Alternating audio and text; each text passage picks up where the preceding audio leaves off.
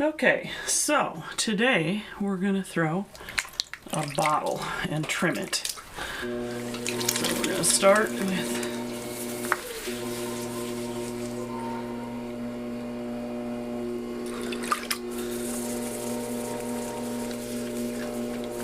centering clay. It's always the thing, right? One of these days I'll have to think of something that you don't have to center clay for. I don't think there is anything, but I'll have to think about it.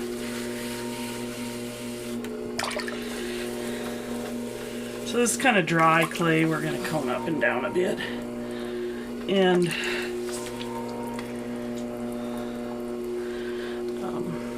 oops.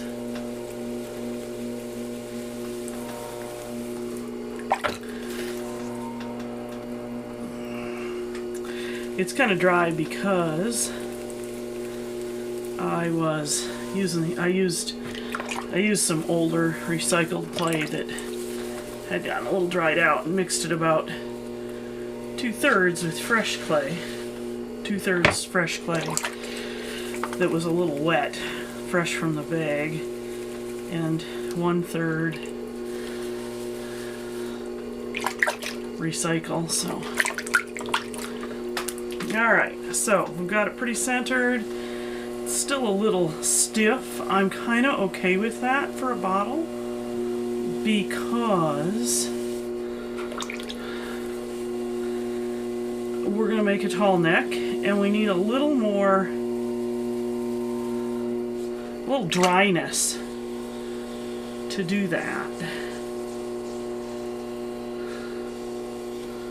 So we're going to pay a lot of attention to the bottom right now, because momentarily, well, not momentarily, but shortly, we're not going to be able to get to the bottom by the end because we're going to have a long, really narrow neck. So we got to kind of compress the bottom while we can, or we'll get S-cracks and we won't even, there'll be nothing we'll have been able to do with them. Okay, so I'm also going to try to substantially dry out the bottom so that even if I happen to drip in it a little bit, it doesn't leave a whole bunch of water standing. I had a piece inadvertently get wetter than I thought. It just turned to mush on the bat by the time I got back to it. Alright, so when you throw a bottle, again, kind of like the fruit bowl, I'm going to throw a cone shape. This is not going to be a giant bottle. You can make them as big as you want, obviously, but you got to center more clay, and I already have a couple pretty big ones, so we're going to go with a little bit smaller. And because if you let the rim get too wide, it'll ruffle when you try to collar it in. It's important to keep the rim pretty narrow so that when we want to collar it in, we can. So I'm going to do a little wheel trimming here. I actually want quite a bit of this shoulder gone.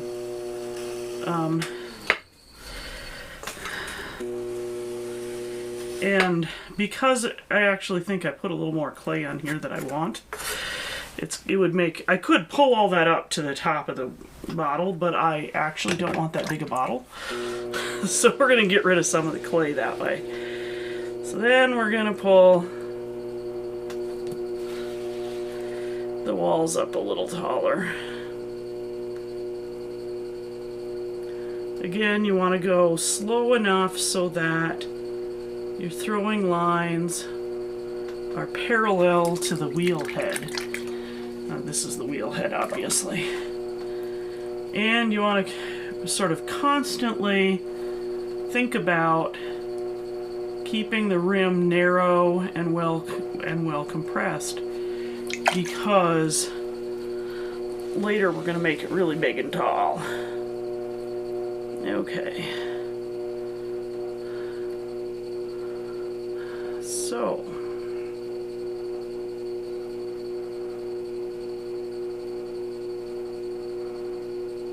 we're gonna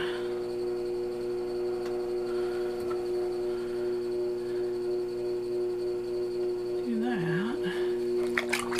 And I think those walls are thick enough so that we're, yeah, thick enough so that the first thing we're gonna do is we're gonna push out. Well, the first thing I'm going to do is smooth off all those throwing lines.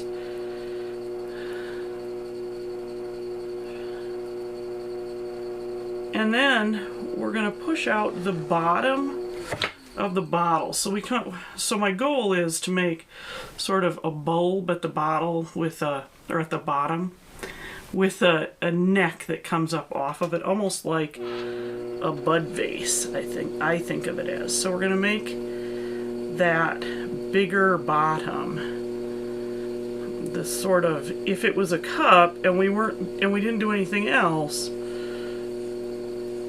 we'd have sort of a pot-bellied cup like this. But then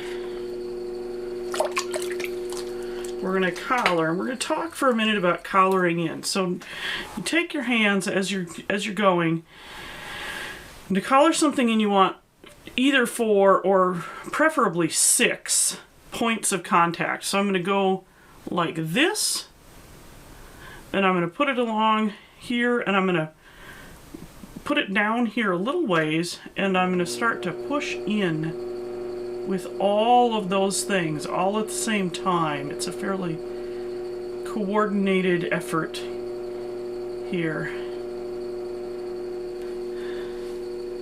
And then, and this is kind of how I do this. Not everybody probably does it the same way, but I collar and then I sort of pull and readjust the top, sort of paying attention to all of these different little bits here. And then we're going to collar some more, making the neck narrower. And then I'm going to pull, because now that I've collared, I've pushed a lot more clay into the wall, so we can thin it down some here. And then we're going to recenter the top. And I'm going to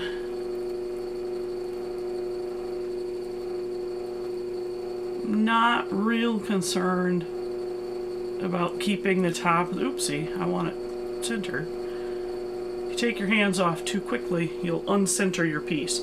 So now we're going to collar some more, and we're getting to the point where we're just going to do 4 points. So I'm going to go 4, and I'm going to push in, and at the same time I'm going to push up. So I'm kind of pushing the whole thing, the whole set of, the whole. So we're collaring in. When you collar in, it pushes more clay, makes these walls thicker. So it's important when you get to this point that you keep making your wall a little bit thinner, or you'll end up with really thick walls in the neck of your bottle. And I don't really care for that look.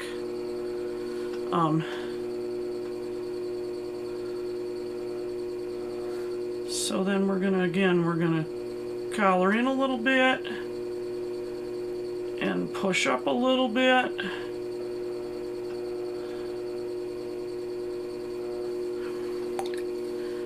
And then we're gonna get our hands wet. You really don't want your finger to stick when it's the only thing in that tube there.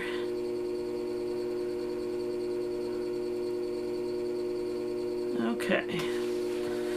I feel like that is probably a tall enough and thin enough neck. I'm going to grab a pin tool. I'm going to trim the top off a little bit, actually a fair bit here.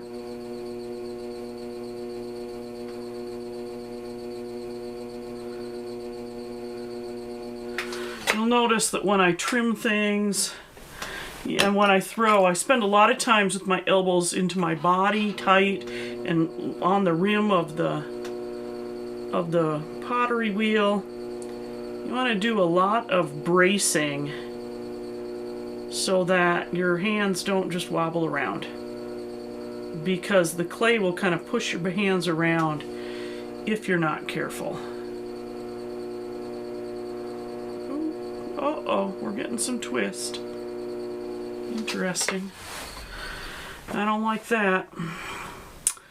So actually, because we got that twist going, I'm gonna...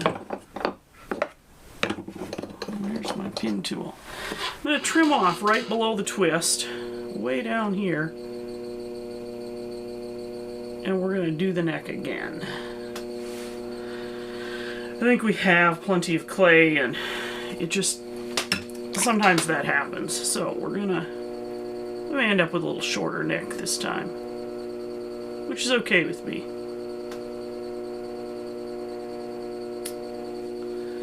So then I'm gonna pull up from sort of this,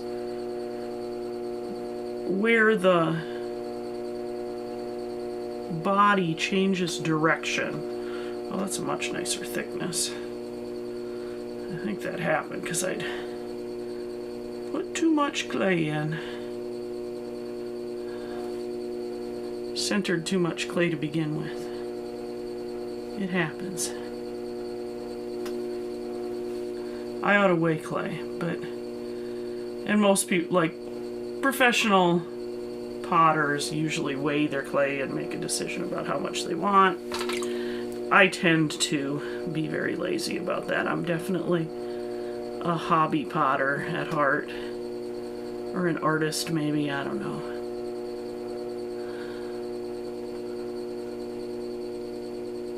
Okay. Let's give it a little more neck by going like this. And a little more neck by pushing it up a little bit. And then let's kind of clean up the outside a little bit with our rib. See how we feel about that length of neck. I may want a little more neck. I definitely think, looking at it, that I want a little less foot here. I don't like that. I think I want a little bit more neck, so let's pull it up just a little bit more. We're going to go really slow.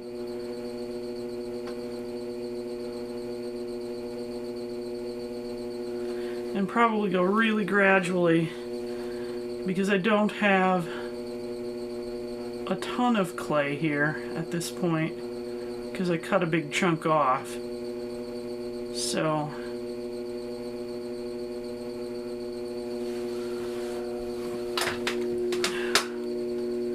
okay, we're going to use our, make sure your finger's real wet before you put it in there so that it doesn't stick. And we're going to move up just a hair.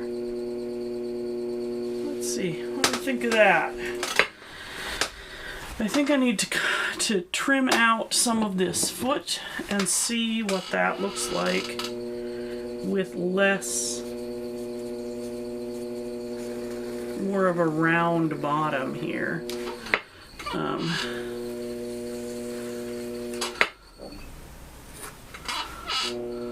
Oh, that's a much nicer shape.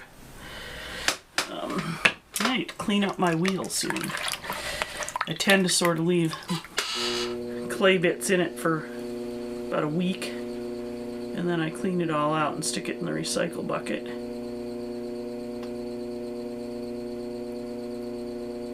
Alright. That is a little different shape than I typically throw. A little taller body relative to the neck. I don't hate it. Maybe we'll clean that up just a little bit more.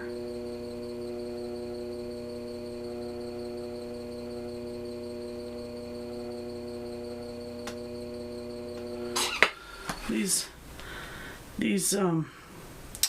mud tools, they make them in a variety of colors, like, and the different colors are different levels of flexibility. I have a dark blue one somewhere that's not very flexible at all, but I really love this red one. I use it just on almost every piece that I throw. It's one of my favorite tools. All right, so I'm gonna grab a sponge and clean off the bat. I'm going to clean up this rim, just the rim of the bottle. Oh no, too dry hands. Don't do that. Clean up this rim just a hair. And push it in a hair so that the rim is a little bit bigger around than the neck. That is one of the things that I personally like in bottles, is not a totally straight up and down neck. I like the top to flare a little bit. All right, so there's a bottle. Let me pull it off to show it to you. There it is. Let's see, there's the trying to get the right angle here. So there's what that looks like.